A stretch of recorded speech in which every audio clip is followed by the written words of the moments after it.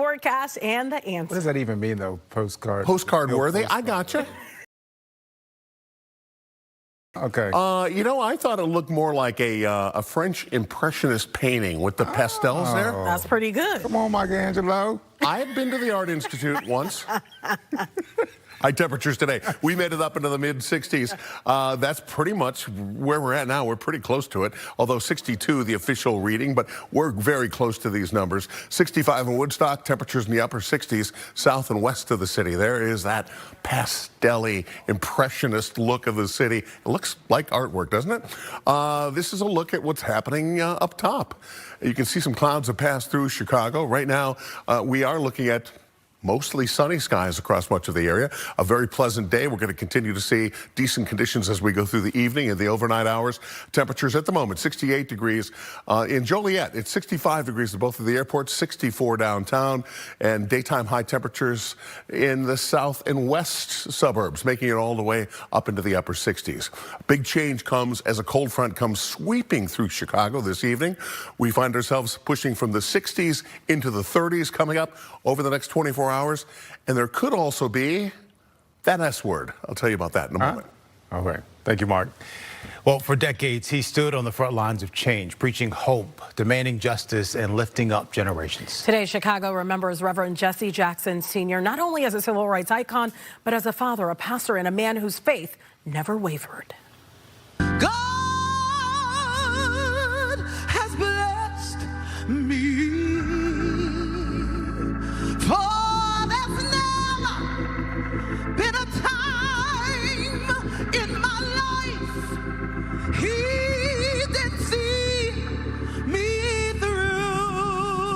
It's a celebration of life for a man who dedicated his life to making the world around him better. Reverend Jackson is one of the few men who become a symbol. All men and women don't become symbols. But when a man or a woman becomes a symbol of hope, a symbol of resilience, a symbol of compassion, we owe them not just to stop at admiration. We have to move to action.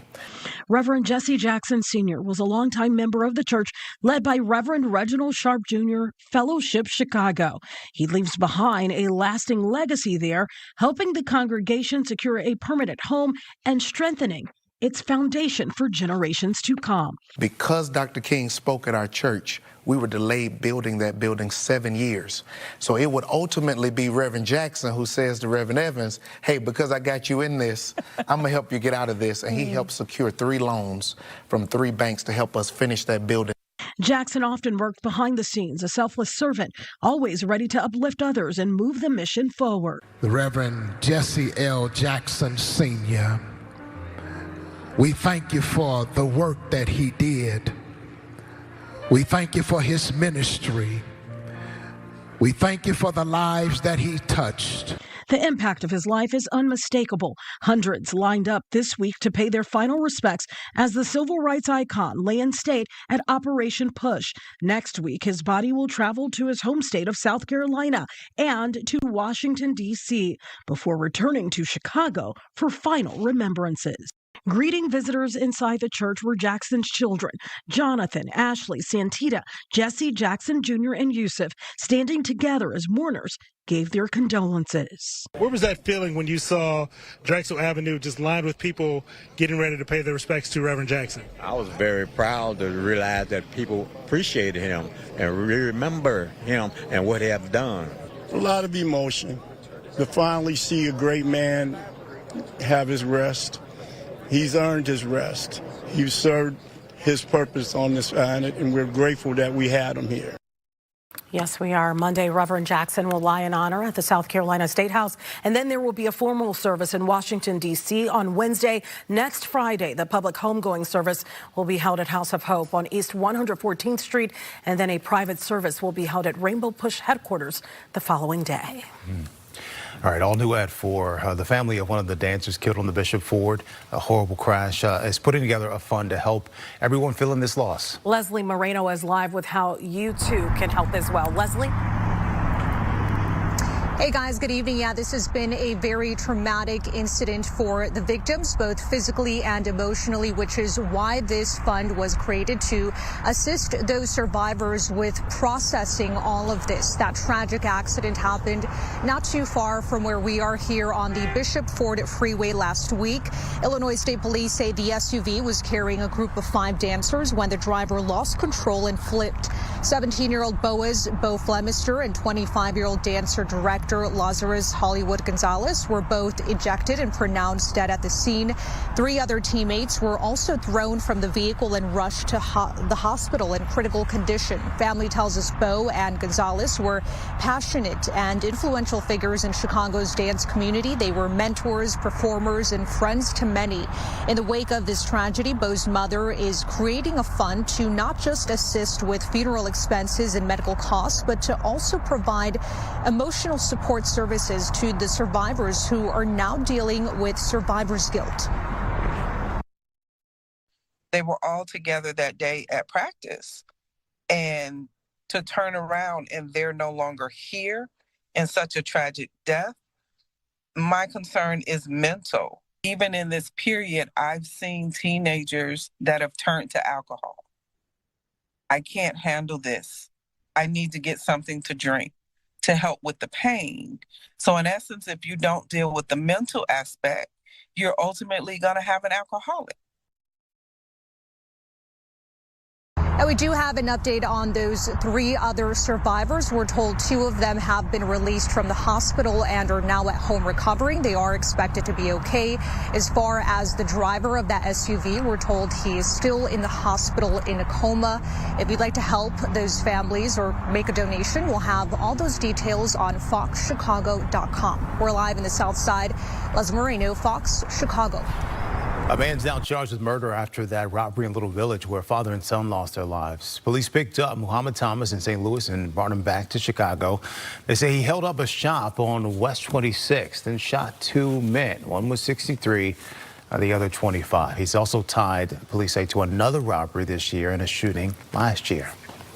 While we wait to see if the Bears stay in Chicago or move to Indiana, there's a lot of talk about what this all means for your property taxes. Many of you heard about the mega project bill where a business like the Chicago Bears could have their property valuation frozen for up to 40 years. Brett Begansky is in Portage Park. Brett, affordability is still a big concern, especially when it comes to property taxes. We keep hearing this thing that 2 things can be true at once. You can want the Chicago Bears to stay right here, but at the same time, for one Chicago Bears fan we spoke with, he's concerned about his property tax bill going up once again. So the mega project bill passed a major hurdle yesterday in an Illinois Finance Committee, passed 13-7, and now moves on to a full House floor vote. The lawmakers are still in recess as we speak, but it allows companies in this bill, like the Chicago Bears, to negotiate a payment plan to a taxing body instead of paying a traditional property tax. And while many lawmakers Thursday agreed that they should do everything they can to try to keep the Bears, there's still concerns about shifting the tax burden onto regular families and small businesses. And right now in the bill, there are no guardrails to protect their bills, their property tax bills, from skyrocketing. In my opinion, should do what we need to keep them, but we have to protect the taxpayers. We really do. They've been getting raked over the coals left and right. So I know there's several of us that are willing to work with you. We're just waiting for that invitation to be at the table. I spoke with Joe Angelastri, who owns the City News Cafe right here in Portage Park. He has been a business owner here at Six Corners since the late 1970s. And from this time last year to now, his property tax bill on his business went up more than 11%. So Angela Astry just told me in the last 8 years, it's gone up about 50%. And he explained why he feels like the current property tax rates are just not fair. If you have a $400,000 house residence in Chicago, it might be, the tax bill might be $8,000, about 2%. But if I have a $400,000 commercial property, the tax bill is $20,000 for the same $400,000 value of property. So it's way up in the stratosphere. And if they decide to put more on the tax bills, I mean, it's going to break. There will be a breaking point. So Joe would have to pay full price. Meanwhile, a group like the Chicago Bears would potentially get a tax break. And that has been a constant theme on our social media channels, my personal social media channel. They say, where's my property tax break? We're live in Portage Park tonight. Brett Bagansky, Fox Chicago. And I'm sure another question you're seeing on your social media is, what's the next step on this mega project bill? So this is going to go before the full House. And our very own political analyst, Paris Schutz, was talking about how the lawmakers went into recess, so he almost felt like they didn't have the votes yesterday. That's why they went into recess. But there's still a lot of work that needs to be done to this bill. As lawmakers on both sides of the aisle were saying, one of the big things they want to put in this bill is those guardrails, so regular people and small business owners' property tax bills don't skyrocket even more if, let's just say, the Chicago Bears will build a new stadium in Arlington Heights. All right, well, this is one we'll be watching very closely. Thank you so much for that report. Well, let's talk about the latest in the Epstein investigation. Today, former President Bill Clinton had to answer questions from lawmakers. Yeah, and this was right after his wife, Hillary Clinton, sat down with him and talked about what she knew. Chelsea Torres is live in New York. And Chelsea, this is all going on behind closed doors. Do we know how things are going so far? Well, we did get an update from both House members of both parties a couple hours ago, saying that the former president has been answering all of their questions, even being asked some tough questions, and he's been answering them well. So we are actually expecting it to wrap up here in the next hour or so. We've seen a few House members even leave, so that kind of gives us an indication that we could be nearing the end. Now, as for an idea of what he could possibly be saying today, well, just like his wife, former Secretary of State Hillary Clinton, did yesterday, the former president did release a statement this morning before the deposition got underway, and he basically told the committee chairman, fire away at the questions, because this is what he had to say. In part, quote, "First, I had no idea of the crimes Epstein was committing, no matter how many photos you show me. I have two things at the end of the day matter more than your interpretation of those 20-year-old photos. I saw nothing and I did nothing wrong," end quote. Now, the former president said he would have turned Epstein in if he knew about his crimes. He also told committee members he didn't want to speculate under oath, so they shouldn't be surprised if he said he didn't recall certain things. This morning, House Republicans told us they showed the former Secretary of State pictures from the Epstein files, and she told them they'd have to ask her husband about them. The lead Republican on the committee said they plan to ask the former president about those images and more. There are a lot of photos that have been released by the Department of Justice as well as the Epstein estate. There are a lot of email correspondence that included President Clinton. We know President Clinton had, and Secretary Clinton confirmed this yesterday, Jeffrey Epstein was in the White House 17 times while Bill Clinton was president. We know that Bill Clinton flew on Jeffrey Epstein's plane at least 27 times. Meanwhile, House Democrats said that they wanted to also ask the former president about Epstein's finances and even potential links to foreign intelligence. But the Dems are really honing in on the fact that they're demanding to hear from President Trump. He appears in the Epstein files next to Jeffrey Epstein and Ghislaine Maxwell almost more than anybody else. So it's time for the president to answer questions about why files are missing from the DOJ, why there's been a White House cover-up, and why we continue in that administration to call this investigation a hoax. And at this point, we're just waiting to see when this will wrap up. We will be hearing from both parties from the House committee to hear what they have to say about how the deposition went for today. But one person that we're also wondering if we'll hear from is the former President Bill Clinton. We heard from his wife Hillary yesterday. She spoke for several minutes to the media about how it went and why she was here and what she even thinks her husband would say today. So at this point, we're just kind of waiting to see if we'll hear from him. Tia Terrence, back to you. All right, Chelsea, thanks so much. Most of the time, it's free to park at the mall, but that's not the case anymore in Rosemont. Yes, the Fashion Outlets is now charging to park. How much money you'll have to fork over, and we want to hear what shoppers think about it. TSA agents missing paychecks thanks to the partial government shutdown. I'm Caroline Shively in Washington. I'll have that story coming up.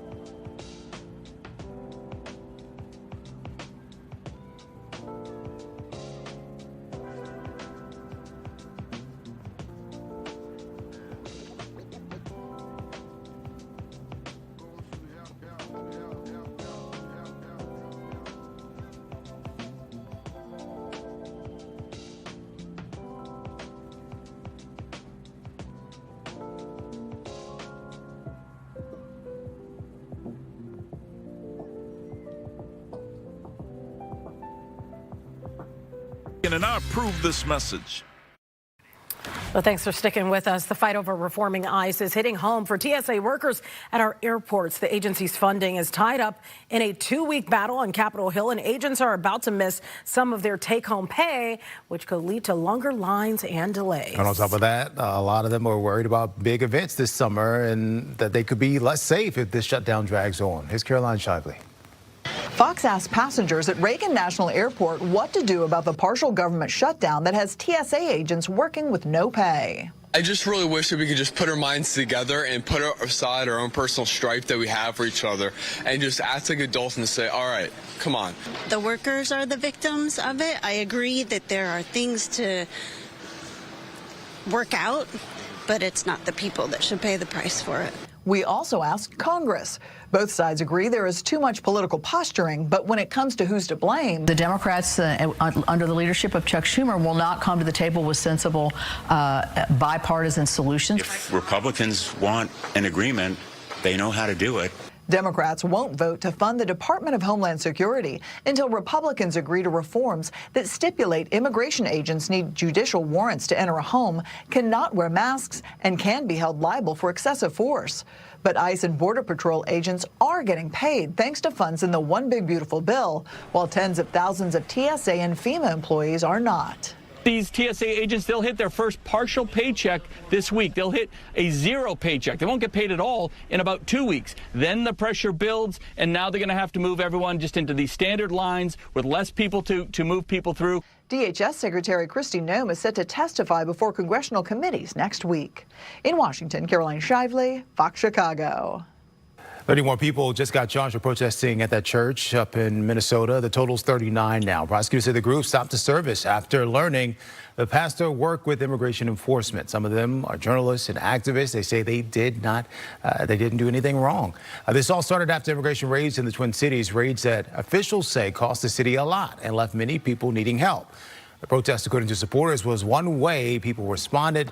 The Attorney General says the investigation is still going. As President Trump considers military action in Iran, embassy employees in the Middle East are being told now is the time to leave. The U.S. Embassy in Jerusalem announcing today that non-emergency government personnel and family members are now permitted to leave Israel over safety concerns, and that if they would need to get out by today. The U.S. and Iran held more talks yesterday on the country's nuclear program, but no deal was reached. In the meantime, the U.S. military buildup near Iran continues to intensify. If he signals to the Iranian regime, we're going after your ballistic missiles, we're going after your nukes, but we're not going after your leadership, that there's a finite end to this, then the Iranian response may be also similarly calculated. They might pull their punches. More talks between the U.S. and Iran are planned in Vienna next week. A new conflict with global implications is now underway in Central Asia. Pakistan declared it's now in, quote, open war with neighboring Afghanistan after the two sides traded overnight strikes in a major escalation of tensions. This started late Thursday. Afghanistan launched a ground attack, resulting in significant casualties at the border. Pakistan responded with a series of airstrikes, some of which reportedly hit a refugee camp. The UN now calling on both sides to back down and return to the bargaining table. The tensions need to be reduced. We look to kind of cool heads and hopefully third parties will be listened to. Diplomats from Qatar and Saudi Arabia are reportedly working to get a ceasefire in place. Coming up, a scary moment for the biggest star in soccer. What happened to him after a group of fans ran onto the field right in the middle of the game? Thanks. Plus, parking at the fashion outlets of Chicago is no longer free. What you need to know, still ahead. Ashley.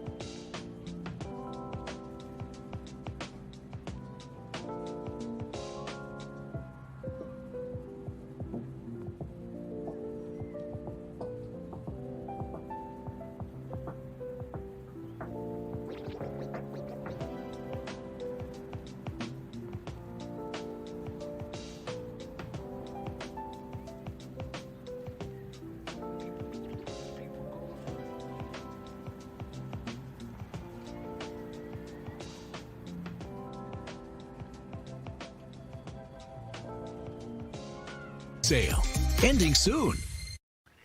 We do have some breaking news out there that we need to tell you about. Police and medics responding to reports of a crash possibly involving a CTA bus. Here is a live look at that scene. This is right in the heart of Bronzeville off of King Drive. You can see traffic definitely delayed there right now, and you can see the bus pulled to the side of the road. We are working to learn exactly how many victims there are and exactly what caused this crash. You can see that investigation is still underway in the preliminary stages. And of course, when we learn more, we'll bring it to you right here on air. And on our website. All right, it feels like everything costs more lately, parking included. Casey Cronus is live in Rosemont with a change that some shoppers won't be too happy about. How much money are we talking about, Casey?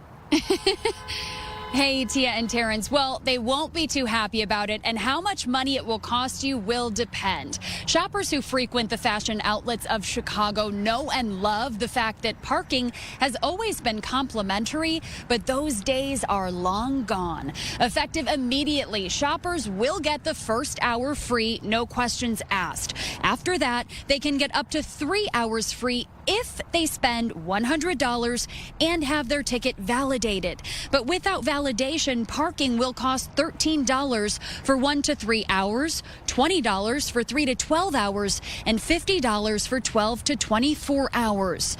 The system, operated by Metropolis, is ticketless and cashless. You'll receive updates by text about your parking session. A spokesperson for the mall's owner, Macerich, says this update is designed to ensure convenient access for our guests while maintaining a positive overall experience. The program prioritizes parking availability for our shoppers and discourages overnight event and airport parking. Here's what customers had to say about the change. So the process is you drive into the parking garage and the gate opens. You don't have to pull out a ticket. So that part is easy, but then you have to scan a QR code. I used to live here for 7 years, and basically it took me about 5 minutes to get out because it was a rental. I don't remember the license plate number. Came out of the gate, boom. It used to be free, so that's why I actually came here. Rosemont Mayor Brad Stevens tells me he is not completely sold on the idea of charging shoppers for parking in the suburbs, but says the decision ultimately rested with the mall's owners. Well, Casey, I do want to ask you a question. You know, without a ticket, how is a shopper's time even tracked? Yeah, so the company Metropolis that is running this new parking system relies on license plate recognition technology, but you still do need to input your name, your license plate number, your email address, and payment information after you scan that QR code. Reporting live in Rosemont, Casey Cronus, Fox Chicago. All right, Casey, thanks so much. Not a bad day to be outdoors shopping. Doing a little shopping. Or just window shopping. You don't even need to spend any money. Yeah, you're right. This show goes off the rails too many times during the course of 2 hours. Not because of me. I didn't do anything, Mark. It's actually why I watch it. That's what I'm talking about, Marcel. Temperatures now mid-60s in Chicago. We've got upper 60s still holding on. Enjoy that. That will be the warmest temperature that you will experience over the next 7 days. However, temperatures over the next 7 days don't look too bad. We're pushing back into the 40s and 50s for daytime highs. Now, we do have a fundamental pattern change. We've got some wet weather. We've got some cloudy skies. Today is definitely going to be the best looking day of the whole bunch. It has been windy, though. Look at the winds streaming in from the south and from the southwest. Gusts easily up to around 25 miles per hour. Blustery all over the place. No red flag warnings here in our area, but you get out to western Illinois, red flag warnings, which means, no open fires, no open flames, because all of a sudden prairie fires, brush fires can be an issue. They can be an issue here, too. It's just that the red flag warnings are all over the place, but they're out west. Right now, we do have partly cloudy skies, decent day here in the city. All right, there's an interesting shot. Here's what's going on as we go through the next, 7 to 14 days. We see red splashed all over the map. Guys, that means temperatures are going to trend above average coming our way. Bring it on. Well, Illinois is known for its delicious sandwiches, and one state lawmaker wants you to really know about it. Yeah, we'll talk about the push to have an official state sandwich And which one? Well, you see it right there. He wants it to be. Yum, yum. And the social media one airport put out. Oh, posts. Social media posts. Thank you. Okay. Yeah. That they put out that had some travelers up in arms. Had me up in arms, too, trying to read it. We'll have that right after this break. Social media posts.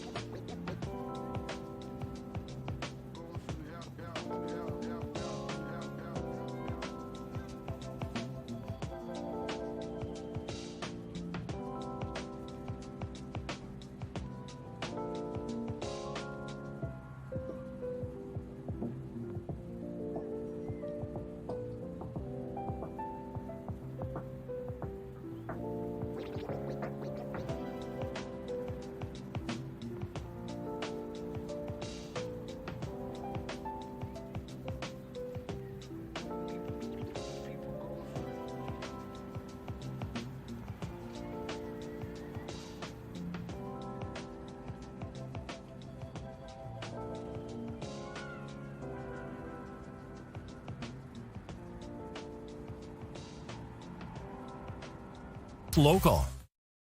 All right, let's get into it. What people are talking about out there. We'll start with an airport in Florida having people just going wild over a PJ ban, a Jama. So Tampa International posted this online saying they were done with pajamas at the gate. The comments blew up. Some people loved it. Others couldn't stand it. The gag is this was a joke. Really? The airport likes to have fun online. They say they still want people to travel comfortably, and they appreciate anyone who gets the joke. I think they had Crocs in there, too, and that riled Crocs? up. Yeah, I think that riled up a lot of people, too. Okay. You know, people love their Crocs. Yeah, but remember, it brings back that call from the the transportation secretary. I can't think of his name right now. It's skipping my mind. But they were thinking of starting like a travel ban or not a ban, but like dress appropriately when you come to the airport. Yeah, Sean Duffy. Yes, because I have Duffy, seen yeah, that's his name. swimsuits. No. Yes, I have. Seriously? With the cover up, that's all, getting on a plane. And they make the person get off and change. A scary moment for soccer superstar Lionel Messi on the pitch. He was tackled to the ground by a fan during a match. This is crazy. His team, Miami FC, was playing a match in Puerto Rico Thursday, and you see what happened. A fan rushed right onto the field, several of them. A couple of them posed for a selfie with Messi and asked for an autograph, but eventually a shirtless fan fan grabbed him. A security guard tackled that fan, bringing the soccer star down as well. Messi quickly got to his feet and walked away unscathed. That's a good thing. That wasn't the issue during the match. Both teams wore black uniforms, making them hard to tell who was who, which is even more scary in all of it. I had a feeling that it's going to happen more, especially after that guy did it at the Super Bowl and got so much attention online. Really? Yeah. Huh. Famous over. Yeah, he had like a, what do you call it, a buffer, someone else pretending like they were going to jump. And then he was able to jump, and he just ran on the field, had meta glasses on, this video all over. Yeah, that's recorded. I'll show you in the commercial break. Times we living in, Mark. You know, we gotta throw the clamp down on that because that is very dangerous, especially as you pointed out in this day and age where people could be packing who knows what. Yeah, you don't know. You know, I mean, security. That's what it's all about. All right, well. Speaking of staying safe, staying on the soccer field, one player in Turkey went above and beyond to save a bird. A bird? Take a look.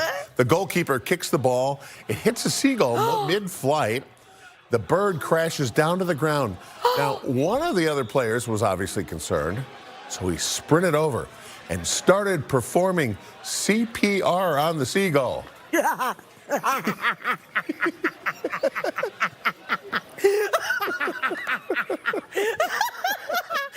There's some good news in this, though, right? I don't know. I haven't read to the end yet. He revived it. Okay.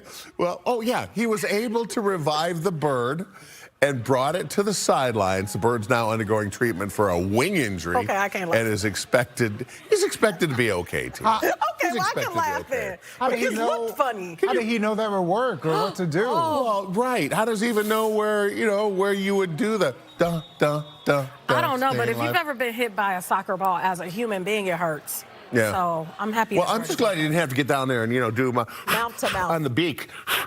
Wow. Another sports thing for you. We love sports around here. Spring training baseball always brings some wild moments. This play stood out. Take a look. Grounded to short. Like in the second inning, that comes out of his hand. Did he break it? They said a strong man. No, a Red Sox batter goes for a half swing and the barrel just flies off the bat. Bat didn't hit the ball or anything else. Just snapped in two. Umpire still called it a strike. The Pirates took that one. That's either a cheap bat or he's really strong. I blame termites. That's a good one, Mark. All right, a new study finds the type of beard a man has can determine what kind of relationship a woman wants with that man. Researchers showed a group of 8,500 women photos of men, and apparently the men with light and heavy stubble were considered the most attractive for short-term relationships. What they mean by that? Men with full beards were considered the most attractive for long-term fun. The findings suggest the full beard may make certain facial shapes appear more attractive. The research comes from the Journal of Evolutionary Biology. What do you make of that? Since you have a beard, I'm curious your thoughts. That ain't got nothing to do with me. That's not mine. That ain't got nothing to do with you. It's a different lane. I understand. But, I mean, beards are attractive. A lot of women have you ever had a beard, Mark Shaw? Yeah, but I don't look good in the beard. It makes me look like a groundhog. It makes me all look fuzzy and round. Only Mark Shell will say something like that about himself. Least you said about yourself. I think you probably look fine with a beard. Well, we love Italian beef sandwiches right here in Illinois, and now one local lawmaker wants to make it the official Sammy of the state. Like a good old sandwich. We'll have the latest on that coming your way. He said a groundhog. A groundhog. And a major move by Target that will no longer carry certain types of cereals. We're talking with the health expert next. If you want total health care from a provider you trust, hi, Blair. Right in the palm of your hand, if you want soup, sweatpants, and zero in-person contact, if you want wellness wherever, our virtual primary care delivers with great website manner. No worries. So choose your doctor from our profiles and enjoy the healthiest online relationship you've ever had. House calls have evolved. Advocate Healthcare.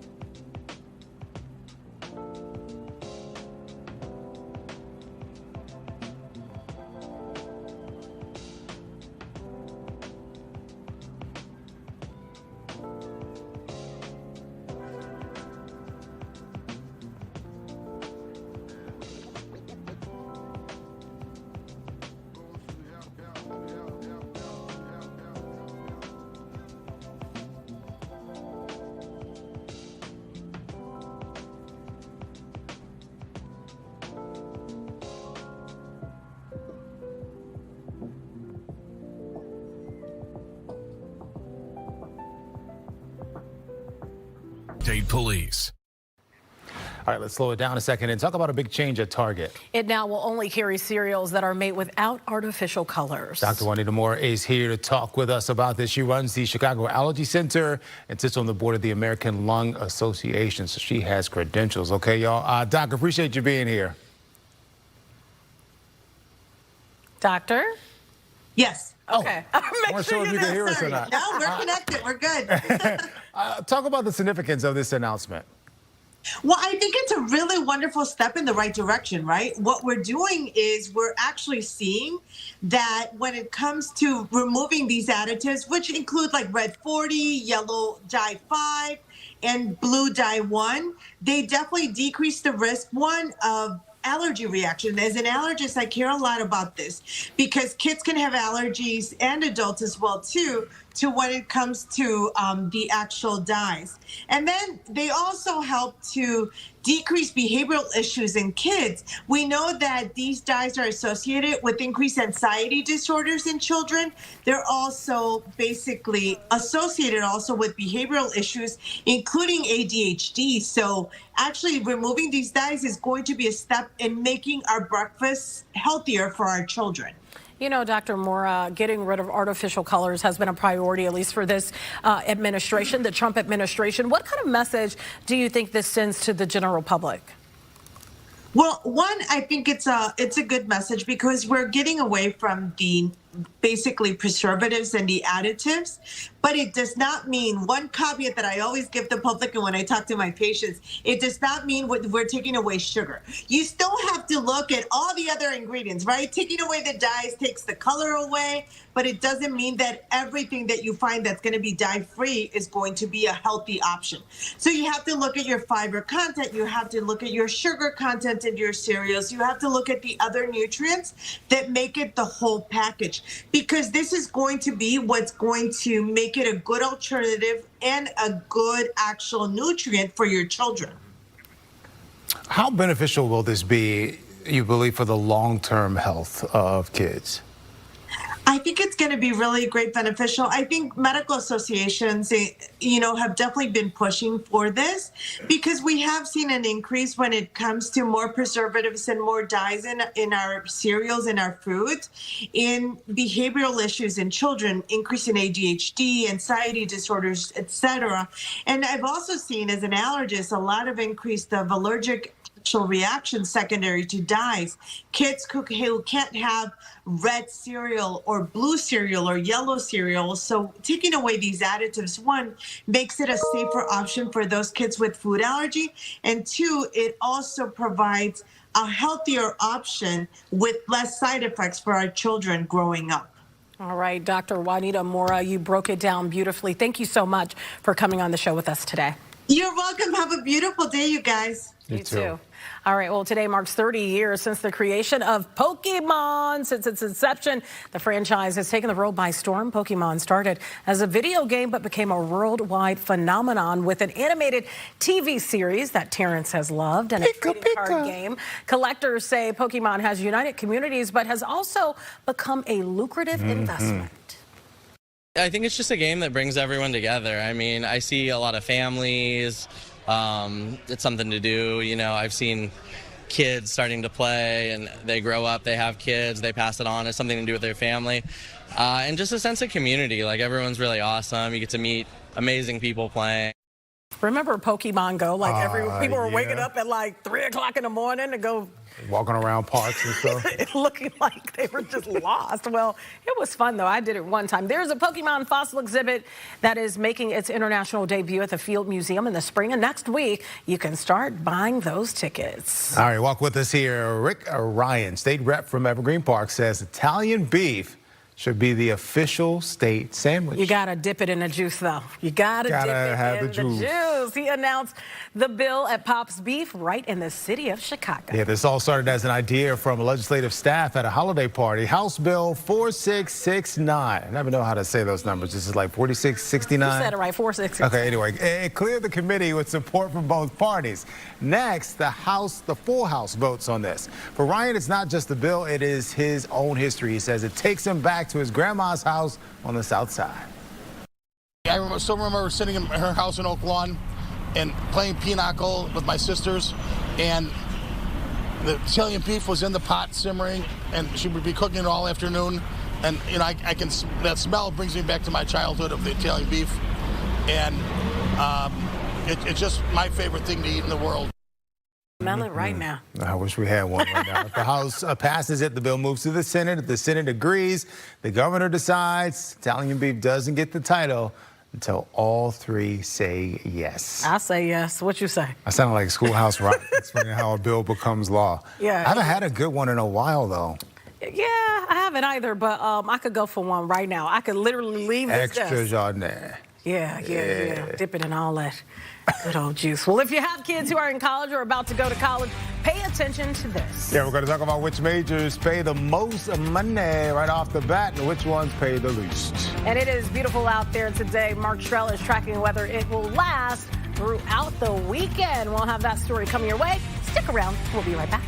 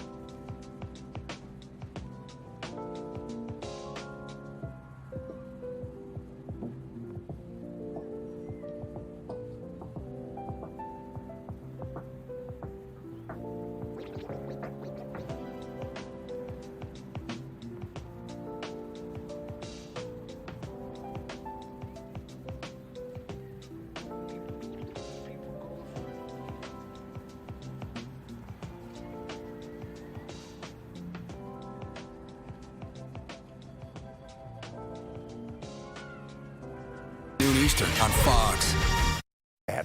All right, taking a live look outside. Look at all those people. I pray all of you out there have a coworker like Mark Strell. Yes, he is the best. He I truly really mean that. The is. minute he walks in the room, the room lights up. You're so kind. You're so kind. You know, we were looking at that video earlier, and of the bean. There's always people milling around, but in one little corner, there were some people had a little blankie out there. I think they're having a picnic. A little picnic. They probably are. I'm trying to see if we can see them now. I think they probably ate their sandwich. And they're out their sandwich, and then they moved on. Italian beef. Tia, you guys were talking about postcards. Doesn't this look like one? Oh, it does. Yeah. We should snap some pictures. I'm going to get one right now myself. We should just start making postcards around here. 65 degrees right now. Wish you were here. Southwest winds at 13. You know what? If you're watching this broadcast, you probably are. Southwest winds at 13 miles per hour. A few clouds kind of wafting through. Other than that, just a fair amount of sunshine today. Beautiful weather. This is going to be the nicest day of the entire weekend. Things are going to fundamentally change coming up over the next 24 hours. 65 degrees. That's where we're at right now. And yeah, today we hit temperatures in the 60s. Coming up Saturday and Sunday, not so nice. Temperatures in the 30s. We do have a couple of chances of snow. Let's extend this out one more to Monday. 40 degrees. At least we kind of turned the corner a little bit. 2 shots of snowfall.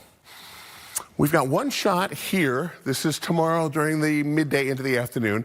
Notice how most of the snow is up to the north across Wisconsin. We're kind of on the bottom edge of this. Kind of some little ragged areas of some snow showers, kind of sliding through pretty much by the evening, all out of here. I don't think that's going to be a big deal. If you see anything, the closer to the Wisconsin state line area you will be, as I completely back myself into that sentence. The heaviest snowfall will be along the Wisconsin state line. And that's to say there's not really going to be much heavy snowfall. Then the next batch of snow is coming in from the south and from the southwest. And that comes on Sunday. So all that being said, I don't think a lot of us are going to really see any snowfall at all, even though we have 2 shots, north and south. 32 degrees overnight tonight. We fundamentally change that picture, that program here. 38 degrees tomorrow. Again, a chance of snowfall, north and northwest suburbs.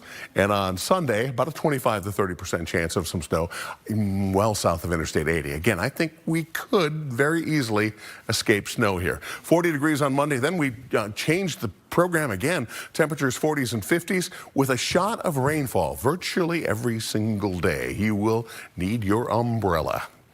But it stays mild. It stays wet. Stick around. We got more coming up in a moment.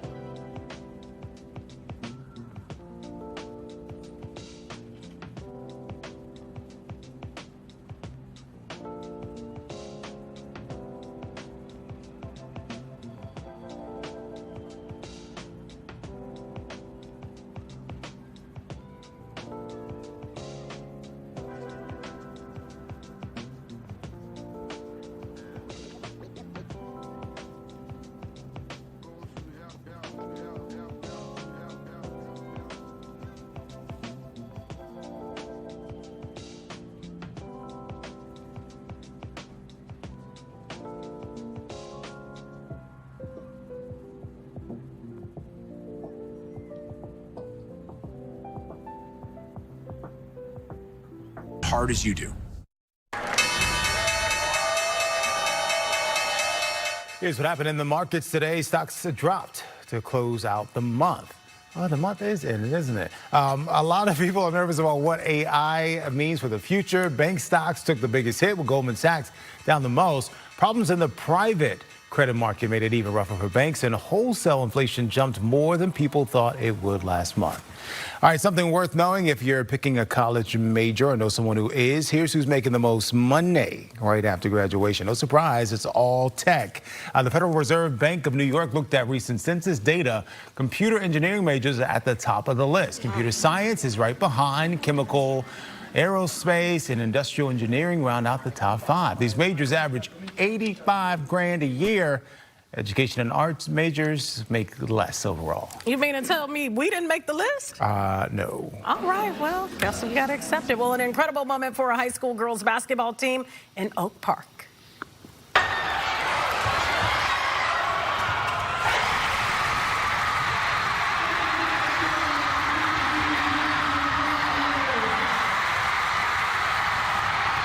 Right there, the crowd going wild. Well done, as Jasmine Ratliff made a game-winning shot with just 6 seconds to go in the game to lead Trinity High School to victory over Fenwick.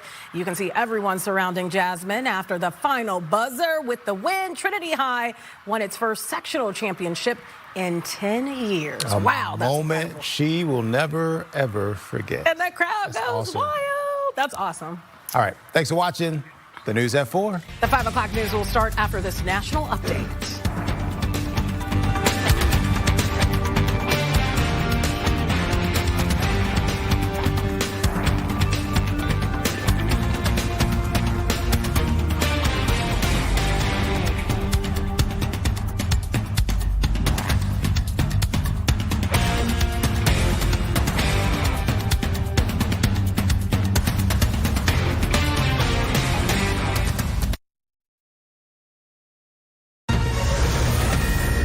Good evening, I'm Bill Malugin, and this is your Fox News Report. Former President Bill Clinton questioned by the House Oversight Committee today in the Epstein probe. Clinton says he did nothing wrong and was unaware of Epstein's abuse. The Republican chairman says the committee is asking the questions Americans have for powerful people. Negotiations between the U.S. and Iran continuing Friday as a potential attack still looms. The USS Gerald Ford aircraft carrier now in a position to protect Israel from any Iranian retaliation. U.S. fighter jets also stationed in Israel. Talks are still progressing, but there haven't been any major breakthroughs. President Trump says Iran has to make a deal. Well, they should make a deal, but they don't want to quite go far enough. Look, we've been playing with them for 47 years, and that's a long time. The Centers for Disease Control is reporting more than 1,000 measles cases in 2026, 154 new cases last week alone. The virus now confirmed in 27 different states. More than half of the cases are in South Carolina. According to the CDC, 92% of measles patients are unvaccinated. And NASA isn't